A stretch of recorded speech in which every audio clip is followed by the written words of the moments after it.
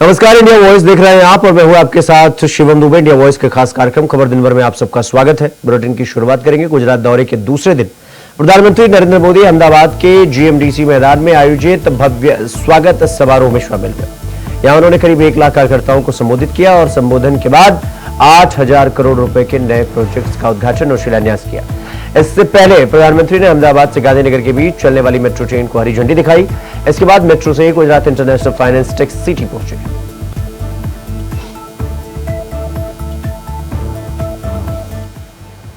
दुनिया के अनेक देशों से पधारे हुए सभी साथियों का वेलकम करता हूं, उनका अभिनंदन करता हूं। ये री इन्वेस्ट कॉन्फ्रेंस का 4th एडिशन है। मुझे पूरा विश्वास है आने वाले 3 दिनों तक यहां एनर्जी के फ्यूचर, टेक्नोलॉजी और पॉलिसीज पर सीरियस डिस्कशन होगा। यहां हमारे सीनियर मोस्ट सारे चीफ मिनिस्टर्स भी हमारे बीच हैं। उनका अपना भी इस क्षेत्र में बहुत अनुभव है। इन चर्चाओं में हमें उनका भी मूल्यवान मार्गदर्शन मिलने वाला है। इस कॉन्फ्रेंस से हम जो एक दूसरे से सीखेंगे वो पूरी ह्यूमैनिटी की भलाई के काम आएगा। मेरी शुभकामनाएं आप सबके साथ हैं। फ्रेंड्स, आप सभी जानते हैं कि भारत की जनता ने 60 साल बाद लगातार किसी सरकार को 3rd टर्म दिया है। हमारी सरकार को मिले 3rd टर्म के पीछे भारत की बहुत बड़ी एस्पिरेशंस है। आज 140 करोड़ भारतवासियों को भरोसा है, भारत के युवाओं को भरोसा है, भारत की महिलाओं को भरोसा है कि उनकी एस्पिरेशंस को पिछले 10 साल में जो पंख लगे हैं वो इस 3rd टर्म में एक नई उड़ान भरेंगे। देश के गरीब, दलित, पीड़ित, शोषित, वंचित को भरोसा है कि हमारा 3rd टर्म उसके गरिमापूर्ण जीवन जीने की गारंटी बनेगा। भारत में 12 नए इंडस्ट्रियल सिटीज बनाने का फैसला किया गया है। बीते 100 दिनों में 8 high speed road corridor projects approve किए गए हैं। बीते 100 दिनों में 15 से ज्यादा नई made in India semi high speed Vande Bharat train launch की गई है। हमने रिसर्च को प्रमोट करने के लिए भी 1 ट्रिलियन रुपीस का रिसर्च फंड बनाया है। हमने इलेक्ट्रिक मोबिलिटी को बढ़ावा देने के लिए भी अनेक इनिशिएटिव्स अनाउंस किए हैं। हमारा लक्ष्य हाई परफॉर्मेंस बायो मैन्युफैक्चरिंग को बढ़ावा देने का है और ये भविष्य इसी से जुड़ा रहने वाला है। इसके लिए बायो E3 पॉलिसी को भी मंजूरी दी गई है। महात्मा गांधी का ये विजन भारत की महान परंपरा से निकला है। हमारे लिए ग्रीन फ्यूचर, नेट जीरो ये कोई फैंसी वर्ड्स नहीं है। ये भारत की जरूरत है, ये भारत का कमिटमेंट है, भारत की हर राज्य सरकार का कमिटमेंट है।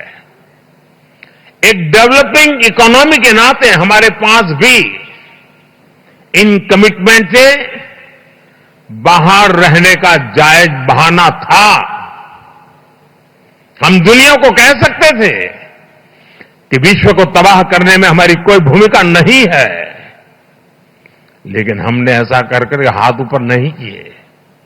हम मानव जात के उज्जवल भविष्य की चिंता करने वाले लोग थे और इसलिए हमने दुनिया को राह दिखे उस प्रकार से जिम्मेवारी के साथ अनगिनत कदम उठाए हैं। आज का भारत सिर्फ आज का नहीं बल्कि आने वाले 1000 साल का बेस तैयार कर रहा है। खबरों में आगे बढ़ेंगे। उत्तराखंड प्रदेश के मुखिया पुष्कर सिंह धामी ने अपने जन्मदिन पर कई विकास परियोजनाओं की सौगात प्रदेश की जनता को दी। आपको बता दें कि देहरादून में प्रधानमंत्री आवास योजना के लाभार्थियों को कब्जा पत्र बांटा मुख्यमंत्री ने और ऊर्जा विभाग की योजनाओं का शिलान्यास भी किया। इस दौरान मुख्यमंत्री पुष्कर सिंह धामी ने क्या कुछ कहा, आइए आपको सुनवाते हैं।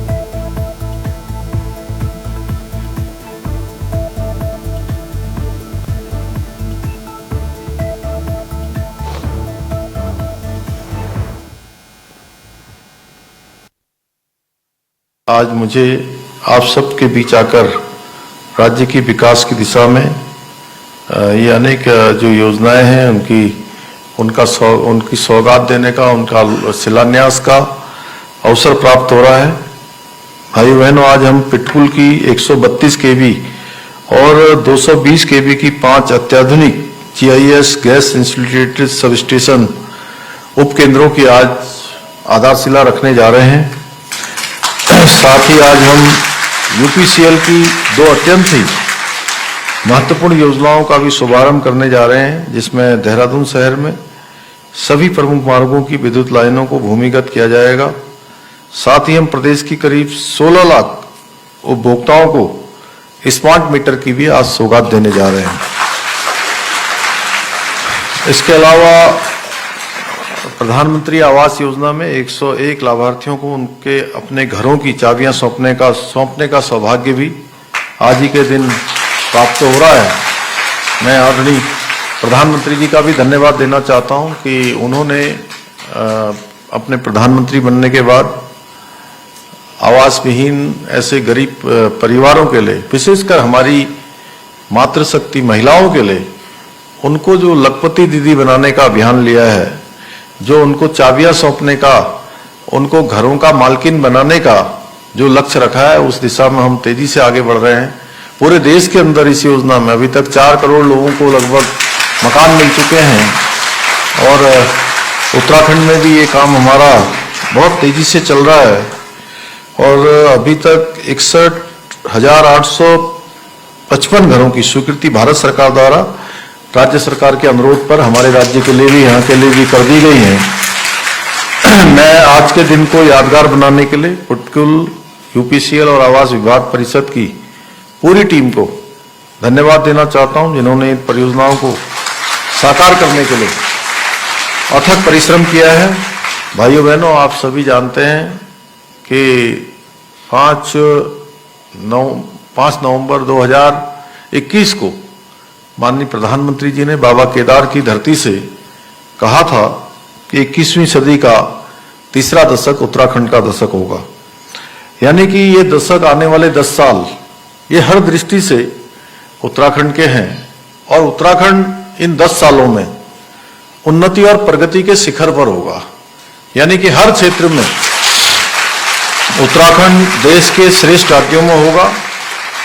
आदरणीय प्रधानमंत्री जी के इस कथन को चरितार्थ करने के लिए हम निरंतरता से कार्य कर रहे हैं और प्रधानमंत्री जी के मार्गदर्शन में हमने जो विकल्प रहित संकल्प लिया है, उसके मूल मंत्र के साथ देश का अग्रणी राज्य बनाने की दिशा में हम निरंतरता से कार्य कर रहे हैं। मुझे उम्मीद है इन 4 योजनाओं के आज शुभारंभ से प्रदेश में न केवल बुनियादी सुविधाएं और संसाधनों में व्यापक सुधार होगा, बल्कि जनता के जीवन स्तर को और बेहतर बनाने में कारगर सिद्ध होंगी। भाइयों बहनों, हमारी सरकार प्रदेश में शहर से लेकर सुदूरवर्ती जो हमारे पर्वतीय गांव तक बिजली पहुंचाने का जो सपना है, उसको साकार करने की दिशा में निरंतरता से कार्य कर रही है। हर जगह विद्युत पहुंचे, अन्य सुविधाएं पहुंचे आज पिटकुल की नई परियोजनाओं का शिलान्यास उसी दिशा में एक बहुत ही अहम कदम है और इन परियोजनाओं से राज्य में बिजली की आपूर्ति और वितरण व्यवस्था में और सुधार होगा। विशेष रूप से पहाड़ी और दूर दराज के क्षेत्रों तक बिजली की सुचारू आपूर्ति सुनिश्चित होगी, जिससे वहां के निवासियों का जीवन स्तर और सरल और समृद्ध बनेगा। इन परियोजनाओं के लिए कुमाऊं क्षेत्र में 290 करोड़ रुपए से अधिक और गढ़वाल क्षेत्र में 224 करोड़ रुपए से अधिक का निवेश कर इन उपकेंद्रों का निर्माण किया जा रहा है, जिसके माध्यम से राज्य में बेहतर बिजली व्यवस्था द्वारा उद्योगों को बढ़ावा मिलने के साथ ही रोजगार के लिए भी नए अवसर उत्पन्न होंगे, जिससे राज्य की जो हमारी अर्थव्यवस्था है, राज्य की जो आर्थिकी है, उसको और मजबूत आधार मिलेगा।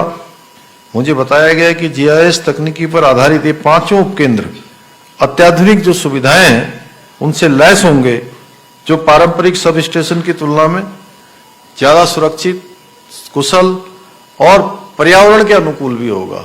ये हमारी जो अवधारणा है विकास की, इकोलॉजी और इकोनॉमी दोनों का सामंजस्य हो, उस पर भी ये कारगर तरीके से काम करेंगे। भाइयों बहनों, आज हम केंद्र सरकार द्वारा पोषित आरडीएसएस योजना के अंतर्गत विद्युत क्षेत्र में आधुनिकीकरण की एक बहुत बड़ी शुरुआत करने जा रहे हैं। इस योजना के तहत करीब 2027 करोड़ की लागत से लगभग 16 लाख उपभोक्ताओं के यहाँ स्मार्ट मीटर लगाया जाएगा। तो यहां पर रुकेंगे एक छोटे से ब्रेक के लिए। खबरों का सिलसिला जारी है, फौरन लौट रहे हैं। ब्रेक के बाद एक बार फिर आप सबका स्वागत है मेरे साथ। रुक करेंगे अगली खबर की ओर। झारखंड भारतीय जनता पार्टी के अध्यक्ष बाबूलाल मरांडी ने कहा कि मैं बीच बीच में दिल्ली जाता रहता हूं, वहां झारखंड की बड़ी आबादी रहती है। जिस प्रकार से केजरीवाल बोलते हैं वो जमीनी हकीकत नहीं है। दिल्ली के मुख्यमंत्री को इस बात की समझ आ गई है कि जनता उनसे नाराज है, जिसको कम करने का एक ही रास्ता है, इसलिए वो अपने पद से त्यागपत्र दे रहे हैं। बीच बीच में दिल्ली जाते रहता हूं और झारखंड के बड़ी आबादी दिल्ली में रहती है, वो खास करके जो गरीब तबके के लोग रहते हैं। और वो लोग इन दिनों जब भी मिलते हैं, उन लोगों से बातचीत करते हैं, तो जिस प्रकार से केजरीवाल जी बोलते हैं वैसा जमीनी हकीकत नहीं है। उनको रहने की प्रॉब्लम है, उनके लिए जो बिजली पानी जो स्थिति है वहां पर, वो जैसा वो कहते हैं वैसा कुछ नहीं है। आम लोग वहां से परेशान होते हैं और वो तो चाहते हैं कि लोग भाई अगर झारखंड डेवलप करे तो हम लोग झारखंड वापस लौट जाएं। ये बदतर चीजों से। तो आज हमें लगता है कि दिल्ली के मुख्यमंत्री को इस बात की समझ आ गई है कि जनता उनसे नाराज है और उस नाराजगी को कम करने का एक ही रास्ता है कि मुख्यमंत्री पद से त्यागपत्र देना। इसलिए वो ये कर रहे हैं। सिंपैथी के लिए कर रहे हैं या फिर? नहीं, मैं तो वही कहा ना कि जब आदमी देखता है कि स्थिति हमारी कमजोर हो रही है और वो कितनी नाटक करने में कितने माहिर है या झूठ बोलने में भी कितने माहिर है, तो शायद हम लोग देहात में कहते हैं ना कि कहावत है, गिरगिट भी वैसा रंग नहीं बदलता है जितना वो अपना रंग बदल देते हैं। भाई देश के प्रधानमंत्री का ये तो दर्शाता है कि झारखंड के लोगों को कितना प्यार करते हैं। और आज भी बारिश हो रही है, ऐसे मौसम जहां हेलीकॉप्टर नहीं चल सकता है, लेकिन वहां लोग इकट्ठे थे तो इसके प्रधानमंत्री ने कहा कोई बात नहीं, हम बाय रोड चलेंगे। अब 125 किलोमीटर रोड से जाना, 125 किलोमीटर रोड से आना, तो हम समझते हैं कि देश के शायद ही कोई प्रधानमंत्री होंगे जो इतनी लंबी यात्रा करते हो और वहां लोगों को, उपस्थित जनसभा को संबोधित करना। वो तो झारखंड के प्रति मोदी जी का जो प्रेम यहाँ के लोगों के प्रति वो दर्शाता है। तो स्वाभाविक है कि जहां इतना प्रेम जहां दर्शावे तो जेमें तो छटपटाहट होगी है उनके अंदर में, तड़पड़ाहट होगी उनके अंदर में। वहीं उत्तर प्रदेश के मुख्यमंत्री योगी आदित्यनाथ ने त्रिपुरा पश्चिमी क्षेत्र में सिद्धेश्वरी मंदिर के उद्घाटन और प्राण प्रतिष्ठा के लिए आयोजित कार्यक्रम में पूज्य संत गण और त्रिपुरा के मुख्यमंत्री मणिक साहा के साथ सम्मिलित हुए। उन्होंने कहा कि डबल इंजन की भाजपा सरकार ने विकास और विरासत के अभियान को आगे बढ़ाया।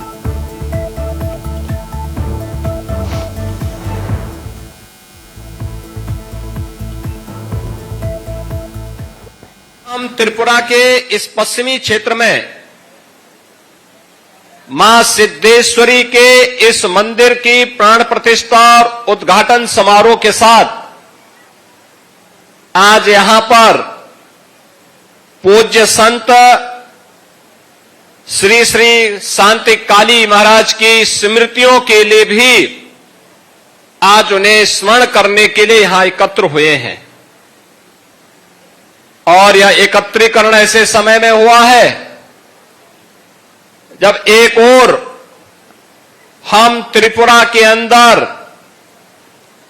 एक लोकप्रिय सरकार के सानिध्य में जो डबल इंजन की सरकार है, डबल स्पीड के साथ विकास और त्रिपुरा के सर्वांगीण विकास के लिए कार्य कर रही है, तो दूसरी ओर हम सबके सामने धार्मिक क्षेत्र में भी हो रही प्रगति, जहां हमारे लिए उल्लेखनीय है, लेकिन वहीं बगल में आपकी हजारों किलोमीटर से जुड़ी हुई सीमा के अंदर जो हमारे बंधुगण रह रहे हैं, उनकी क्या स्थिति है, यह आप सबसे किसी से भी छुपी हुई नहीं है। बहनों और भाइयों, हम सबको इस बारे में ध्यान रखना होगा। धर्म एव हतोहंति धर्मो रक्षति रक्षिता। अगर आप धर्म की रक्षा करेंगे तो धर्म आपकी रक्षा करेगा, लेकिन अगर आप अपने स्वार्थ के लिए उस धर्म का बलिदान कर रहे हैं तो वह धर्म भी आपके साथ उसी प्रकार का व्यवहार करेगा। तो वहीं गृह मंत्री अमित शाह जम्मू कश्मीर के किश्तवाड़ में रैली कर कांग्रेस और नेशनल कॉन्फ्रेंस पर जमकर हमला बोला। रैली को संबोधित करते हुए अमित शाह ने कहा कि जम्मू कश्मीर में आतंकवाद को पाताल में दफन कर देंगे। जिस कांग्रेस पार्टी ने एस अब्दुल्ला परिवार को देशद्रोही कहा, आतंकवाद के लिए जिम्मेदार ठहराया, उमर अब्दुल्ला के दादा को वर्षों तक जेल में रखा, आज मोदी जी के सामने जीतने के लिए राहुल और अब्दुल्ला इलू इलू कर रहे हैं। देखिए, अब्दुल्ला कहते हैं अब जल गुरु को फांसी नहीं देनी चाहिए थी। भाई किश्तवाड़ वालों, मैं तो सीधा आपको पूछने आया हूं, अब जल गुरु को फांसी देनी चाहिए थी या नहीं देनी चाहिए थी? जोर से बोलिए जरा, देनी चाहिए थी या नहीं देनी चाहिए थी? यही बताता है कि राहुल गांधी और उमर अब्दुल्ला की सरकार बनी तो क्या होने वाला है। फिर से पथराव होगा, फिर से आतंकवादियों के जनाजे निकलेंगे, फिर से गोलियां चलेगी, फिर से सिनेमा हॉल बंद हो जाएंगे, फिर से अमरनाथ यात्रा पर हमला होगा, फिर से ताजिया का जुलूस बंद हो जाएगा, और ये जो इन्वेस्टमेंट आ रहा है जम्मू कश्मीर के अंदर, इसकी जगह बेरोजगारी खड़ी होगी। जिन्हें जम्मू कश्मीर के अंदर लोकतंत्र को मजबूत करने का काम किया। मैं पूछना चाहता हूं, फारूक अब्दुल्ला जी, आपकी 3 पुश्तों ने राज किया, जम्मू कश्मीर के लोगों को 5 लाख तक का इलाज कभी मुफ्त मिला था क्या भाई? अरे जोर से बोलो, मिला था? मेरे पहाड़ी भाई हो तो वो भी बोलो, मिला था क्या? मोदी जी ने घाटी हो या जम्मू, पहाड़ हो या मैदान, सबको 5 लाख तक का इलाज दिया, और दूसरे 5 लाख अब 70 साल से ज्यादा आयु वालों को मिले। खबरों में आगे बढ़ेंगे। दिल्ली के मुख्यमंत्री अरविंद केजरीवाल सुप्रीम कोर्ट से जमानत मिलने के बाद जेल से बाहर आ चुके हैं। हालांकि जेल से बाहर आते ही केजरीवाल ने इस्तीफे का ऐलान भी कर दिया। अब इस पूरे मामले में आम आदमी पार्टी के नेता और दिल्ली सरकार के मंत्री सौरभ भारद्वाज ने प्रेस कॉन्फ्रेंस की है। अपने संबोधन में सौरभ भारद्वाज ने अरविंद केजरीवाल की तुलना भगवान श्री राम से कर दी है और उन्होंने कहा कि कल दिल्ली में जो हुआ उसकी चर्चा पूरी दुनिया में हो रही है। सुनिए।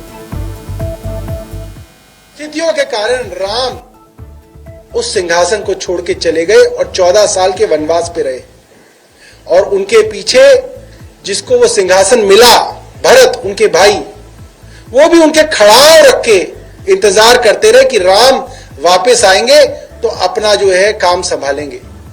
अरविंद केजरीवाल राम नहीं है, राम तो भगवान थे। भगवान राम के भक्त हनुमान और हनुमान के भक्त अरविंद केजरीवाल जी हैं। वो तो राम से तुलना नहीं की जा सकती। मगर जिस मर्यादा के नाम पे सतयुग में भगवान राम ने अपना सिंहासन छोड़ा था, आज ऐसा उदाहरण दिख रहा है कि एक मर्यादा के नाम पे, एक नैतिकता के नाम पे, एक जनता के हाथ में अपनी पूरी की पूरी बागडोर देने के नाम पे अरविंद केजरीवाल ने इस्तीफा दिया है। तो खबरों में आगे बढ़ेंगे। अगली खबर झांसी से है, जहां मोच कोतवाली इलाके के मदारगंज मोहल्ले में दो समुदाय के बीच खूनी संघर्ष देखने को मिला। घटना में कई लोग गंभीर रूप से जख्मी हो गए। मारपीट पत्थरबाजी से आसपास के लोग सहम से उठे। खूनी झड़प का वीडियो सामने आने के बाद हिंदूवादी संगठनों के सैकड़ों कार्यकर्ताओं ने मोच कोतवाली पहुंचकर कोतवाली का घेराव करते हुए जमकर न सिर्फ नारेबाजी की बल्कि विशेष समुदाय के लोगों पर केस दर्ज कर कार्रवाई करने को लेकर धरने पर भी बैठ गए। हंगामा बढ़ता देखकर अफसरों ने कमान संभाली और सूचना पर उप जिलाधिकारी मोच प्रदीप कुमार, पुलिस क्षेत्राधिकारी हरिमोहन सिंह मौके पर पहुंचे और हिंदुत्ववादी संगठनों से बातचीत कर उनको समझाया, तब जाकर मामला शांत कराया जा सका।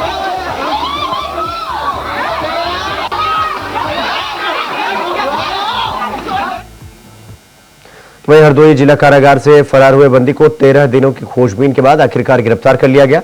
आरोपी की गिरफ्तारी पर 25,000 रुपए का इनाम घोषित किया गया था। लोनार पुलिस ने उसे गिरफ्तार कर लिया और अब उसे दोबारा जेल भेजा जा रहा। संत कबीर नगर के थाना धनगटा क्षेत्र के ग्राम चपरा पूर्वी निवासी जय सिंह को चोरी के आरोप में हरदोई जिला कारागार में बंद किया गया था।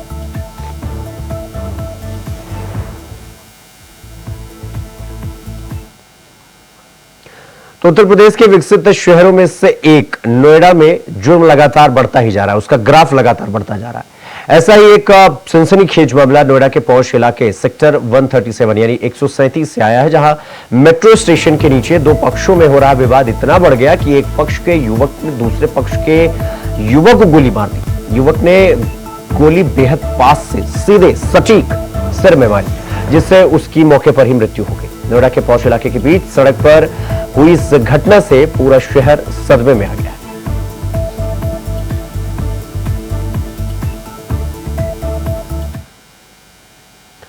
अगली खबर रायबरेली से है, जहां संदिग्ध परिस्थितियों में एक अधेड़ की मौत पर हड़कंप मचा हुआ है। आपको बता दें कि अधेड़ की मृतक अवस्था में चारपाई पर उसका शव बरामद हुआ। सुबह मृतक अवस्था में चारपाई पड़ा देख परिजनों से हड़कंप मचा। सूचना पर पहुंची पुलिस ने शव को कब्जे में लेकर पोस्टमार्टम के लिए भेज आगे की जांच पड़ताल में जुट गई। उत्तर प्रदेश के मुख्यमंत्री योगी आदित्यनाथ ने अफसरों के साथ लॉ एंड ऑर्डर को लेकर बैठक की, जिसमें उन्होंने कहा कि बेहतर कानून व्यवस्था, सतत संवाद यानी लगातार बातचीत और सभी वर्गों से मिल रहे सहयोग का ही ये परिणाम है कि हाल के सालों में सभी पर्व त्योहार प्रदेश में शांति और सौहार्दपूर्ण माहौल में संपन्न हो रहा है। आगे उन्होंने कहा कि बेहतर टीम वर्क और जन सहयोग का यह क्रम जो है वो सतत रूप से जारी रखें, यानी कि लगातार इसे जारी रखें।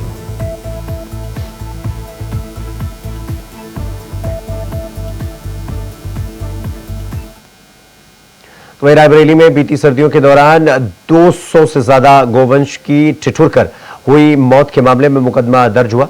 आरोप है कि कुछ लोग गौवंश की दर्दनाक मौत के जिम्मेदार हैं, तो कुछ मौत के बाद गौवंश को असम्मानजनक तरीके से निस्तारित करने के आरोपी। मामला जगतपुर ब्लॉक के धूता गांव का है।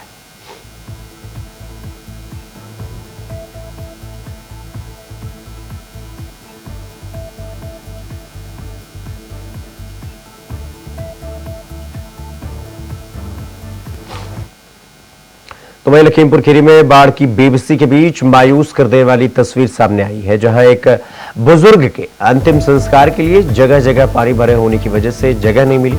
रविवार को बसहा गांव में बीमारी के चलते बुजुर्ग, जिसका नाम राम स्वरूप है, उसकी मौत हो गई। घर और गांव पानी में घिरा होने की वजह से अंतिम संस्कार के लिए जगह नहीं मिली। इस पर रिश्तेदार छत्रपाल को नाव की व्यवस्था करनी पड़ी। एक नाव पर चारपाई और उस पर शव रखा गया, दूसरी नाव पर लकड़ियां और सामग्री ला ली गई। इसके बाद अंतिम संस्कार किया गया।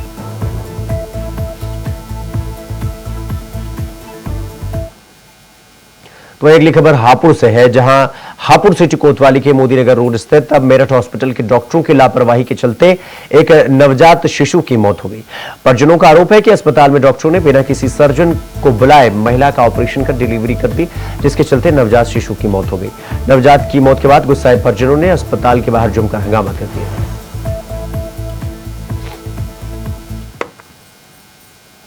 तो खबर दिन भर में फिलहाल अभी के लिए बस इतना ही। देश और दुनिया की तमाम खबरों को देखने के लिए देखते रहिए इंडिया वॉइस। नमस्कार।